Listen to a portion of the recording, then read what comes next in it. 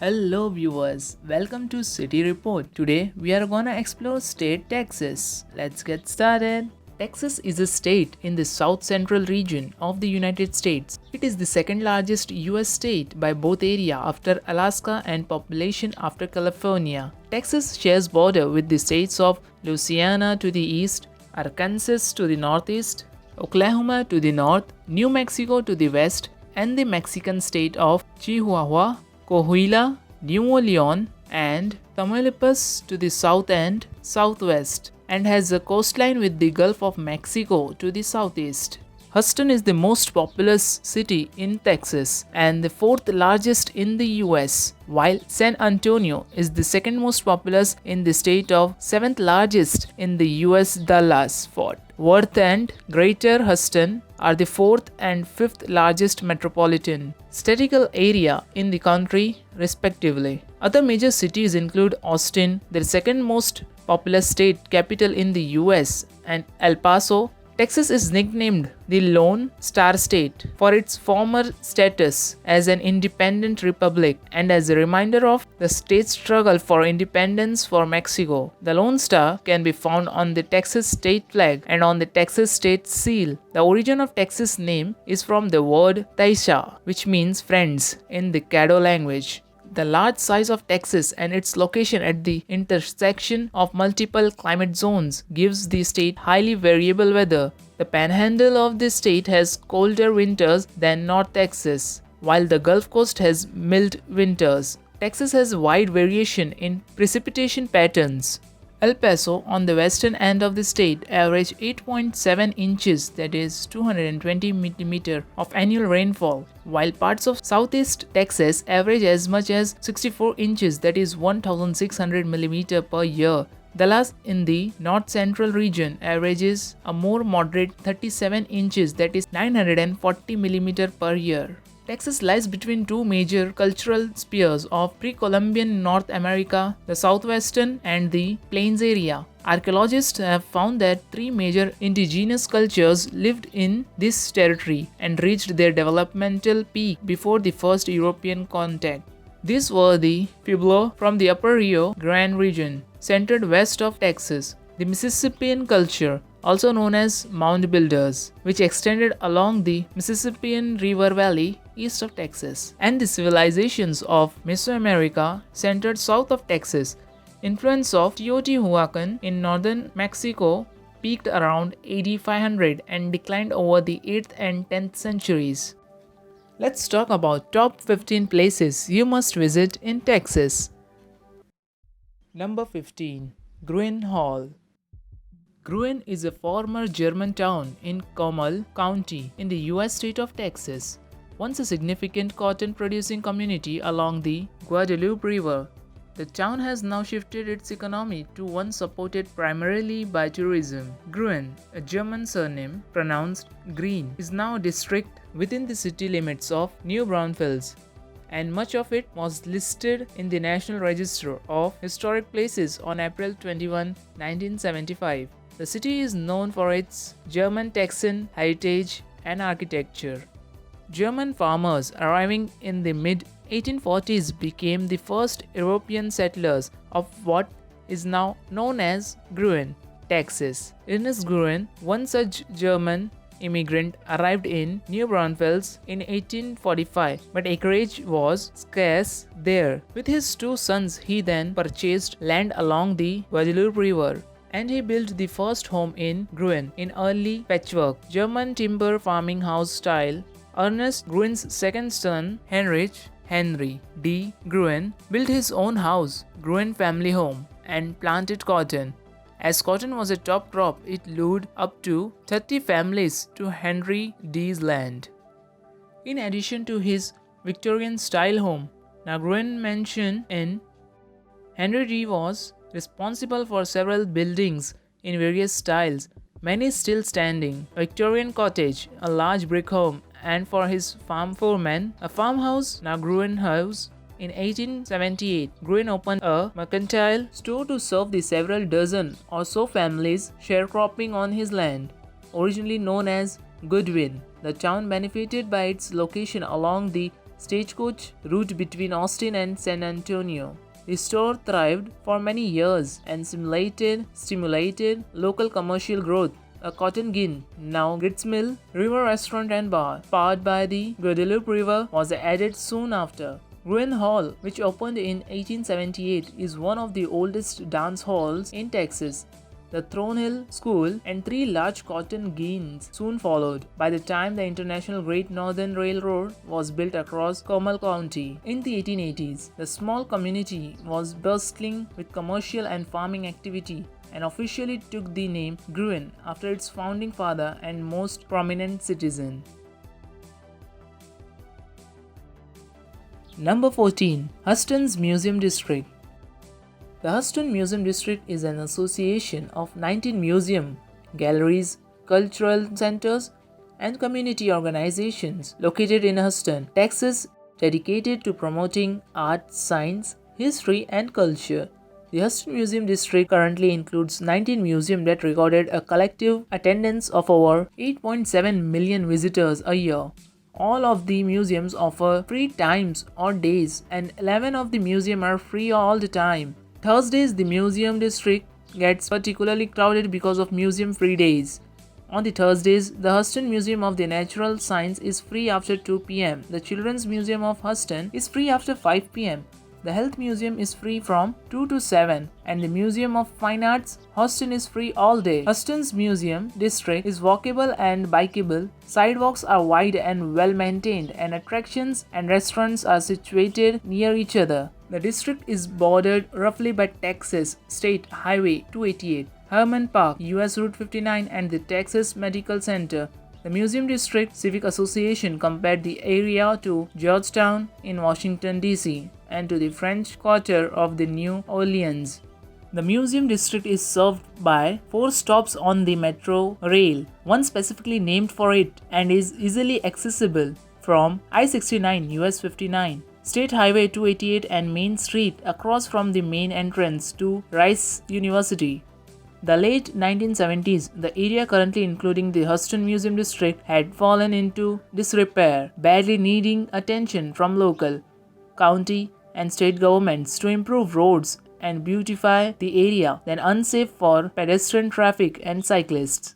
The Huston Museum District began as grassroots community movement in 1977 led by Alexandra R. Marshall, whose concept was to create a pedestrian-friendly district with the Museum of Fine Arts at the intersection of Bissonnet Street and Montrose Boulevard as its core, in such a strongly vehicle-oriented city, and one which to this day retains the title of the largest city in the United States without zoning. This was fairly progressive.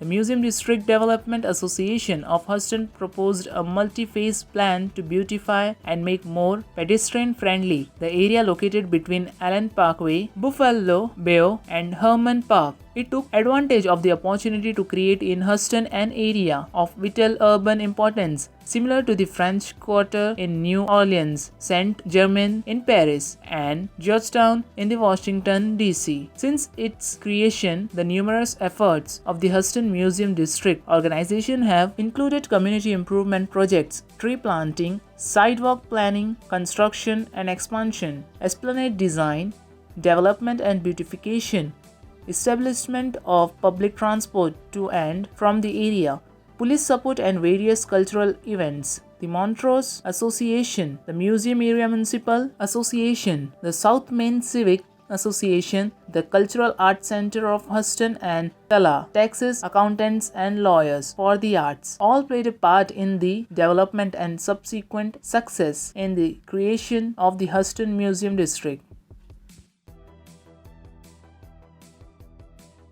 Number 13. Natural Bridge Caverns. The Natural Bridge Caverns are the largest known commercial caverns in the US state of Texas. The name is derived from the 60 feet natural limestone slab bridge that spans the amphitheater setting of the cavern's entrance. The span was left suspended when a sinkhole collapsed below it. The caverns are located near the city of San Antonio, Texas, in the Texas Hill Country next to the Natural Bridge Wildlife Ranch, a drive-through wildlife safari park. The caverns feature several unique speleothems and other geological formations. The temperature inside the cave is 21 degrees Celsius, that is 70 degrees Fahrenheit, year-round, and the humidity rate is a constant 99%. The deepest part of the public tour is 180 feet below the surface, although undeveloped areas of the cavern reach depths of 230 feet. The caverns are still slowly developing. Due to the porosity of the limestone, rainwater travels downward through the layers of rock, where it dissolves out calcite, a weak mineral that makes up all the speleothems at Natural Bridge caverns. After exiting, the limestone water enters the caverns where it flows and drips constantly throughout, causing the formation to retain a waxy luster that can be seen in few caverns. The caverns were discovered on March 27, 1960 by students Orion Knox Jr., Preston Noddle Jr., Albrecht and Joey Cantu from St. Mary's University in nearby San Antonio. On their fourth trip into the caverns, the men explored just over a mile of passage. Subsequent explorations revealed 2 miles associated with what became known as the North Cavern. After discovery, Orion Knox Jr. assisted the landowners in obtaining information and suggestions for development. Miss Clara Wiss, the landowner, wanted to show the world the cave under her property. Orion approached both the National Park Service and the Texas Park Service. While both entities agreed that the caverns was substantial and merited development, both groups told the landowners that funds did not exist for their respective groups to undergo such an endeavor. Number 12. Cadillac Ranch. Cadillac Ranch is a public art installation and sculpture in Amarillo, Texas, USA. It was created in 1974 by Chip Lord, Hudson Marcus, and Doug Mickels, who were a part of the art group Ant Farm. The installation consists of 10 Cadillacs, 1949 to 1963, buried nose first in the ground, installed in 1974.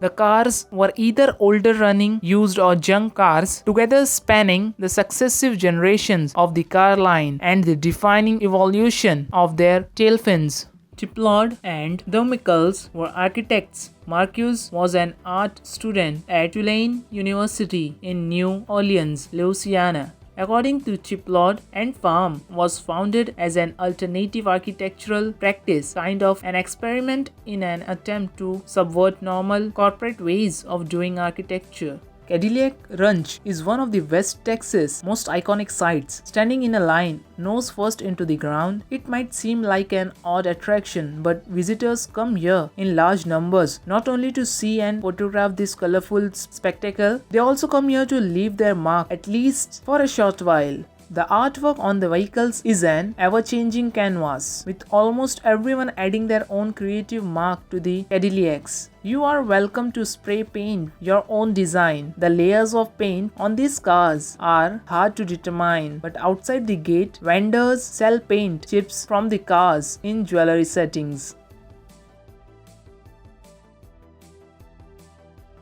Number 11. The USS Lexington. USS Lexington, nicknamed the Blue Ghost, is an Essex-class aircraft carrier built during World War II for the United States Navy. Originally intended to be named Cabot, word arrived during construction that USS Lexington CV-2 had been lost in the Battle of the Coral Sea. The new aircraft carrier was renamed while under construction to commemorate the earlier ship. She was the 5th US Navy ship to bear the name in honor of the Revolutionary War Battle of Lexington. Since 1992, the ship has been docked in Corpus Christi, Texas, where she operates as a museum. Lexington was commissioned in February 1943 and saw extensive service through the Pacific War. For much of her service, she acted as the flagship for Admiral Mark Mitchell and led the Fast Carrier Task Force through their battles across the Pacific. She was the recipient of 11 battle stars and the Presidential Unit Citation. Following the war, Lexington was decommissioned but was modernized and reactivated in the early 1950s, being reclassified as an attack carrier (CVA). Later she was reclassified as an anti-submarine carrier (CVS). In her second career, she operated both in the Atlantic, Mediterranean, and the Pacific, but spent most of her time, nearly 30 years, in Pensacola, Florida, as a training carrier. Lexington was decommissioned in 1991, with an active service life longer than any other Essex-class ship. Following her decommissioning, she was donated for use as museum ship in Corpus Christi, Texas. In 2003, Lexington was designated a National Historic Landmark. Through her surviving sister ships Yorktown, Intrepid, and Hornet carry lower hull numbers, Lexington was laid down and commissioned earlier, making Lexington the oldest remaining fleet carrier in the world. Moored off the shore just a few minutes stroll from the center of Corpus Christi, the mighty USS Lexington is one of the largest surviving vessels to have served in World War II. This important aircraft carrier was launched in 1943 and now serves as a naval museum. On display are a large collection of vintage aircraft, and visitors can see the bridge and crew quarters. Also, fun are the simulators and games, as well as 3D movie that puts you in the pilot's seat. You can also option for the 4-hour hard hat tour, which takes you into the very heart of the ship. Number Galveston's Beaches and Strand Historic District. The Strand Historic District, also known as the Strand District, in downtown Galveston, Texas, USA, is a National Historic Landmark district of mainly Victorian-era buildings that now house restaurants, antique stores, and curio shops. The area is major tourist attraction for the island city and also plays host to two very popular seasonal festivals. It is widely considered the island's shopping and entertainment center. The district includes properties along the south side of Harborside Drive, Avenue A, and both sides of the Strand, Avenue B, and Mechanic Street, Avenue C, from 20th Street westward to 26th Street. The street labeled the Strand is actually named Avenue B, which runs parallel to Galveston Bay. The district was listed on the National Register of Historic Places in 1970 and was declared a National Historic Landmark in 1976 for its unparalleled collection of commercial Victorian architecture in Texas and its role as the state's major port in the 19th century. Today, the Strand is generally used to refer to the entire 5-block business district between the 20th and 25th Streets in downtown Galveston, very close to the city's wharf. The original plat of Galveston, drawn in the late 1830s, includes Avenue B. The name Strand for Avenue B was coined by a German immigrant named Michael William Shaw, who opened a jewelry store on the corner of 23rd and Avenue B. Shaw, not liking the name Avenue B, changed the name of the street on his stationery to Strand, thinking that the name, named after a street in London, would have higher class connotations for his jewelry store. He later convinced other owners on the street to change the names they used for the street as well, and the name stuck. The word Strand comes from the Old English word for shore or river bank in German, Swedish and Dutch. The word means beach. A historical marker on the Strand's old Mallory Produce building, now a curio shop, including a medallion above indicating the building survived the 1900 hurricane. The Strand's very earliest buildings were typically wooden and vulnerable to fires and storms that hit the island frequently throughout the 19th century. Eventually, those structures were replaced with iron-fronted brick buildings. The two oldest buildings still standing on this Strand date to 1855 and 1858. Other historic buildings date back typically to the 1870s and 1880s. Throughout the 19th century, the port city of Galveston boomed, and the Strand, which is very close to the harbor, grew into the region's main business center. For a time, it was known as the Wall Street of the South.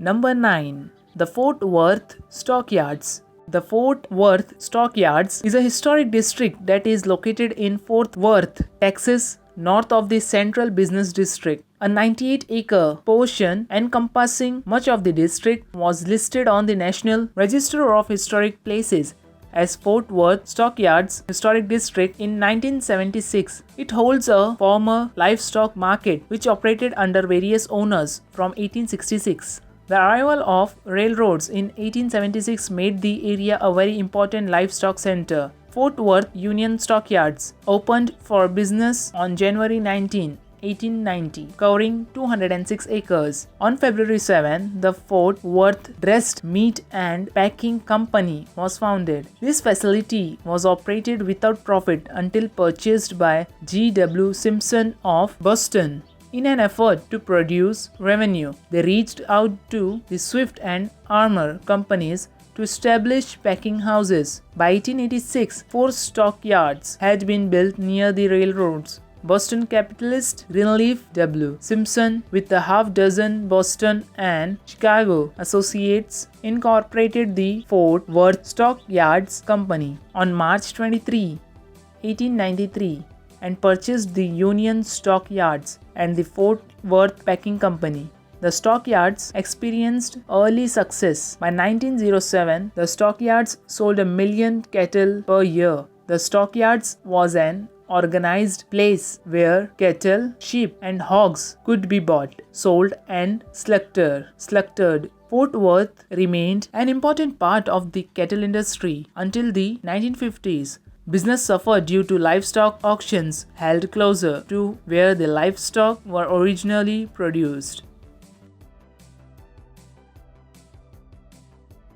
Number 8. Guadalupe Mountains National Park.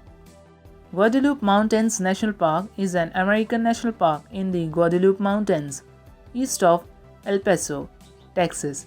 The mountain range includes Guadalupe Peak, the highest point in Texas at 8,749 feet, and El Capitan, used as a landmark by travelers on the route, later followed by the Butterfield Overland Mail Stagecoach Line. The ruins of a stagecoach station stand near the Pine Springs Visitor Center. The restored Rijol Ranch contains a small museum of local history and is the trailhead for Smith Spring. The park covers 86,347 acres in the same mountain range as Carlsbad Caverns National Park, about 25 miles to the north in New Mexico.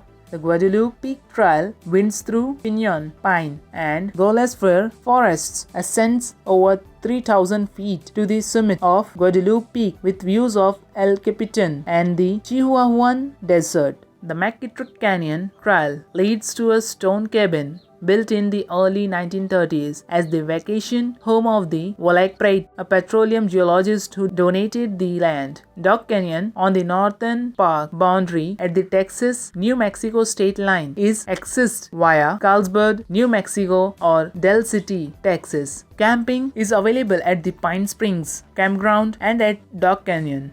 A public corral for livestock is available by reservation.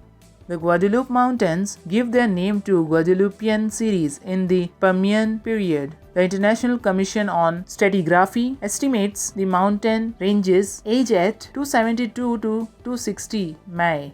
The mountains had a tumultuous history for thousands of years. Archaeological evidence shows the people have lived over 10,000 years in and among the many caves and alcoves. Hunter-gatherers followed large game and collected edible vegetation, as evidenced by the discovery of projectile points, baskets, pottery, and rock art.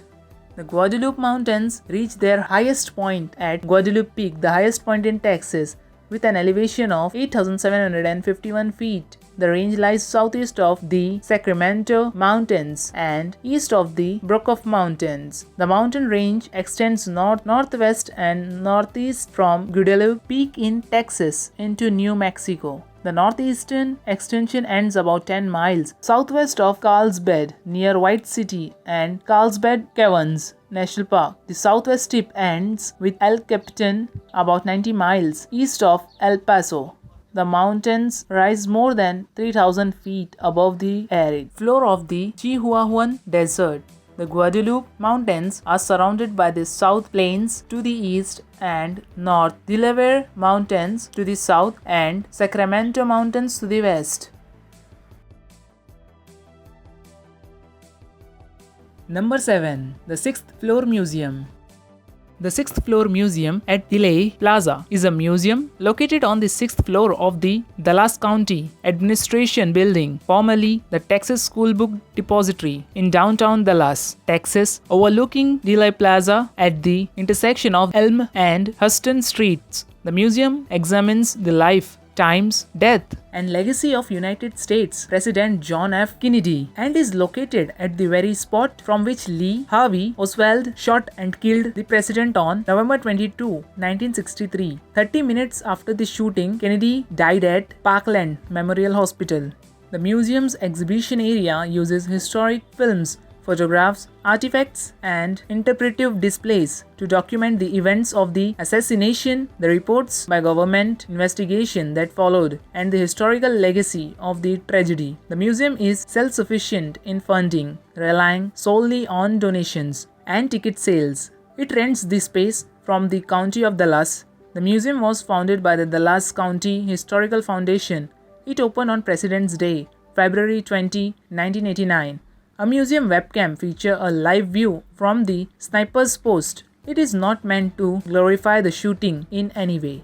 In December 1999, the Zapruder family donated the copyright to the Zapruder film to the 6th Floor Museum, along with one of the first-generation copies made on November 22, 1963, and other copies of the film. The Zapruder family no longer retains any copyrights to the film, which are now controlled entirely by the museum. The original film, however, is in possession of the National Archives and Records Administration. On February 19, 2007, the previously unreleased 8mm film footage of Kennedy's motorcade donated to the museum by George Jeffries and his son-in-law was shown publicly for the first time. The 40-second film, silent and in color, showed the motorcade before the assassination, as well as part of Dealey Plaza. The following day, the Jeffries film was described as capturing a becoming Jacqueline Kennedy, as well as showing Kennedy's suit jacket bunched up in the back at the moment about 2 minutes before Kennedy entered Dealey Plaza.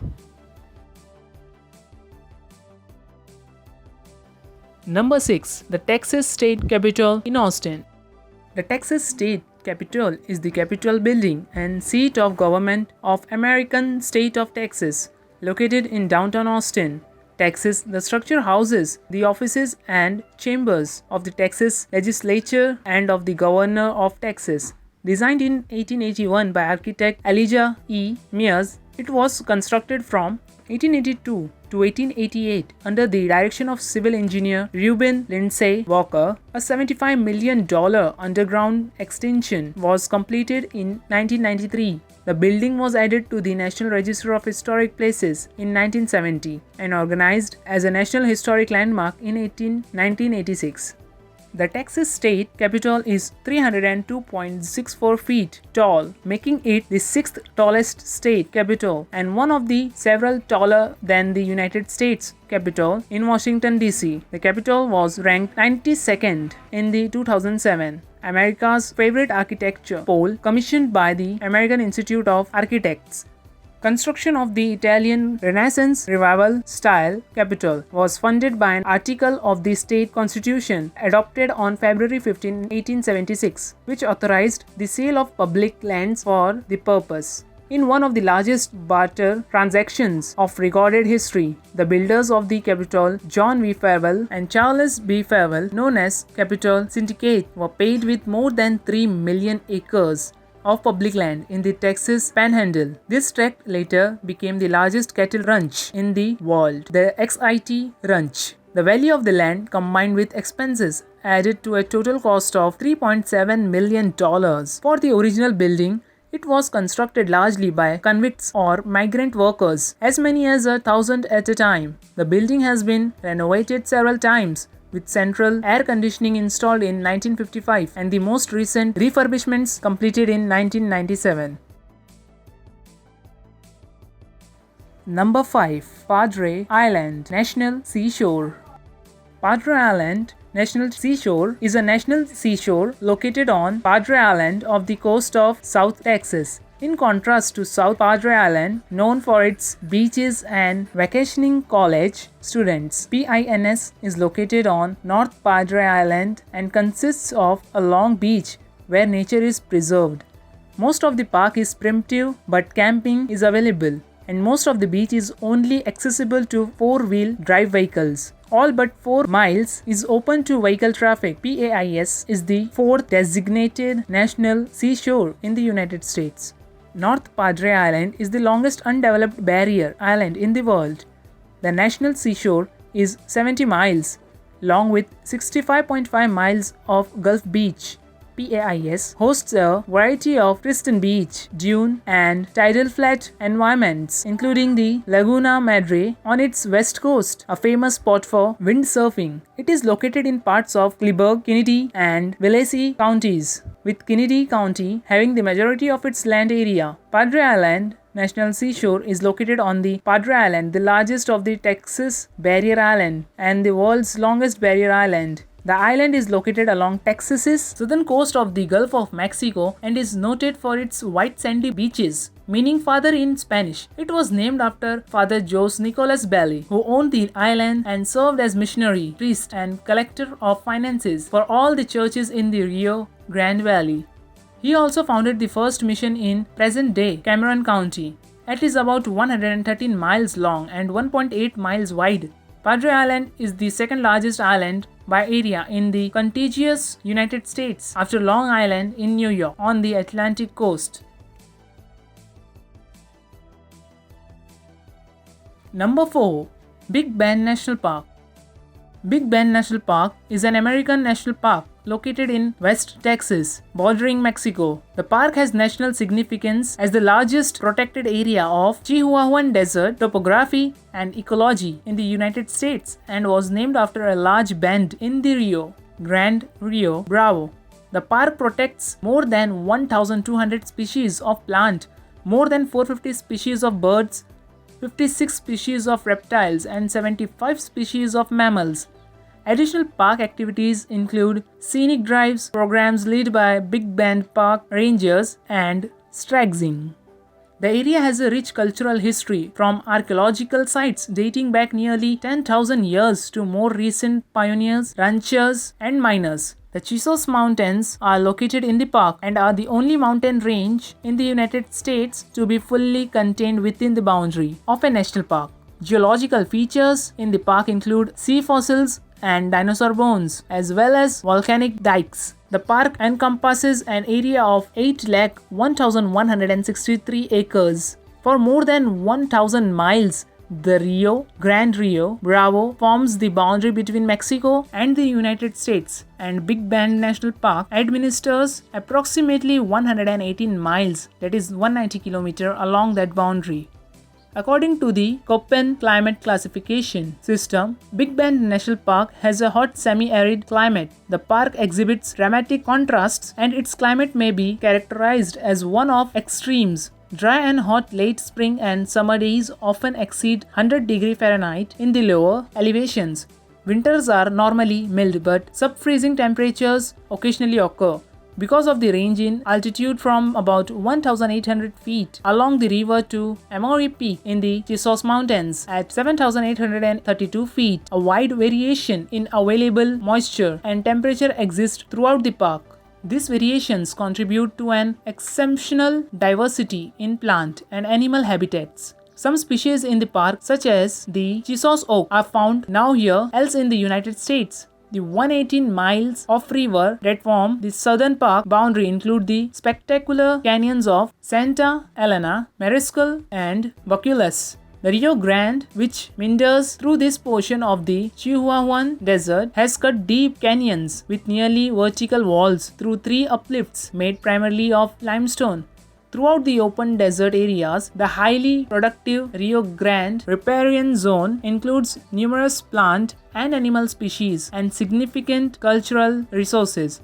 The vegetative belt extends into the desert along creeks and arroyos. The park's Chisos Mountains are sky islands surrounded by desert. Number 3. Space Center. Space Center Houston is a science museum which serves as the official visitor center of the NASA Johnson Space Center in Houston. It earned a place as a Smithsonian Affiliate Museum in 2014. The organization is owned by NASA and operated under a contract by the nonprofit Manned Spaceflight Education Foundation. The Johnson Space Center is the home of mission control and astronaut training. The center opened in 1992, replacing the former Visitor Center in Johnson Space Center Building 2. The 250,000 square feet museum displays 400 space artifacts, permanent and traveling exhibits, and theaters with a focus on the history of the UN spaceflight program. The center also hosts STEM programs for all ages. Of the 3 remaining Saturn V rockets on display, only the one at JSC is made up of segments intended for flight. The first stage of this Saturn V rocket is from SA-514, originally intended for the cancelled Apollo 19. The second stage from SA-515, originally intended for the cancelled Apollo 20. And the third stage from SA-513, which was not needed after it was replaced by the Skylab workshop. SA-513 was originally scheduled for the cancelled Apollo 18. The rest of the rocket was used for Skylab. The Apollo Command Service Module CSM-115A, intended for Apollo 19, completes the rocket as it would stand on the launch pad. The Saturn V, on loan from the Smithsonian, was displayed outside the Johnson Space Center main entrance from 1977 through 2004. Grants from the National Park Services Save America's Treasures program, the National Trust of Historic Preservation, and private contributors funded the restoration by Conservation Solutions of Washington, D.C., with oversight by the Smithsonian. An open-air tram tour takes the general public into the Johnson Space Center with stops including Building 30, location of the Historic Mission Operations Control, Room 2, and the Christopher C. Kraft Jr. Mission Control Center. Building 9, location of the Space Vehicle Markup Facility and Rocket Park with a restored Saturn V rocket. Number 2. The Alamo. The Battle of the Alamo during Texas War for Independence from Mexico lasted 13 days from February 23, 1836 till March 6, 1836. In December of 1835, a group of Texan volunteer soldiers had occupied the Alamo, a former Franciscan mission located near the present-day city of San Antonio. On February 23, a Mexican force numbering in the thousands and led by General Antonio Lopez de Santa Anna began a siege of the fort. Though vastly outnumbered, the Alamo's 200 defenders, commanded by James Bowie and William Travis, and including the famed frontiersman Davy Crockett, held out force 13 days before the Mexican forces finally overpowered them. For Texans, the Battle of the Alamo became an enduring symbol of their resistance to oppression and their struggle for independence, which they won later that year. The battle cry of "Remember the Alamo" later became popular during the Mexican-American War of 1846 till 1848. Spanish settlers built the Mission San Antonio de Valero, named for Saint Anthony of Padua, on the banks of the San Antonio River around 1718. They also established the nearby military garrison of San Antonio de Bexar, which soon became the center of a settlement known as San Fernando de Bexar, later renamed San Antonio.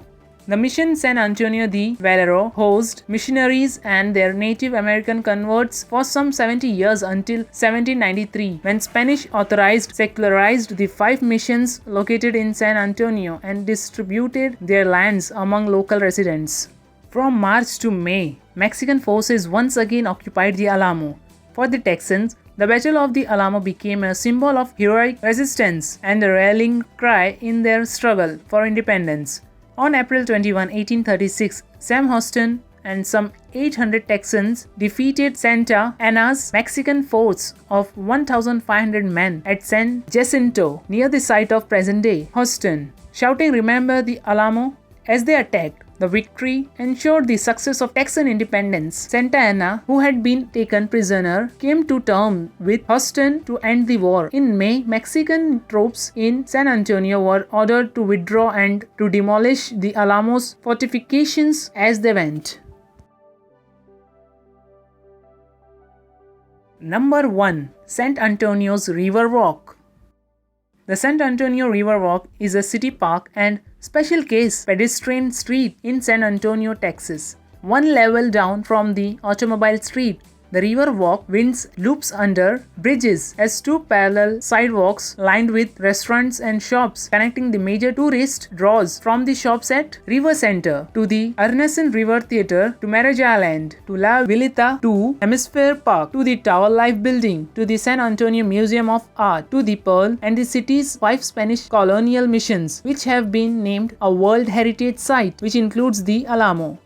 In September 1921, a disastrous flood along the San Antonio River took 51 lives, with an additional 23 people reported missing. Plans were then developed for flood control of the river. Among the plans was to build an upstream dam, Olmos Dam, and bypass a prominent bend of the river in the downtown area between present-day Houston Street and Villita Parkway, then to pave over the bend and create a storm sewer. Work began on the Olmos Dam and bypass channel in 1926. However, the San Antonio Conservation Society successfully protested the paved sewer option. No major plans came into play until 1929.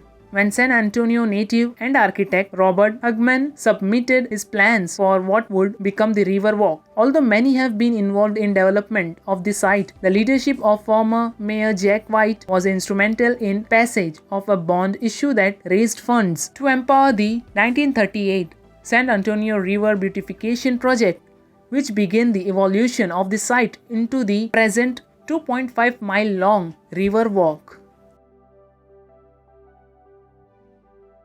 This was all about state Texas. Hope you liked the video. Don't forget to subscribe for more videos like this. Do share with your friends and family. Thanks for watching.